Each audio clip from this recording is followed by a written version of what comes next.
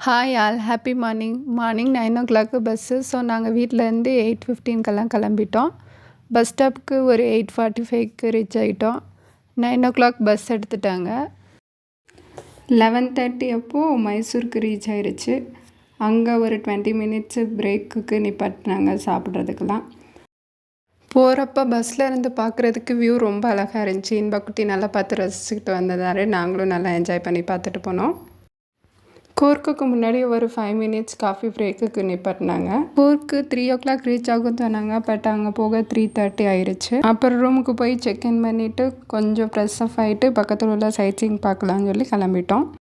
இதுதான் நம்ம இருந்த ஹோட்டலோட பால்கனி வியூ. பார்க்குறதுக்கு ரொம்ப அழகாக இருந்துச்சு.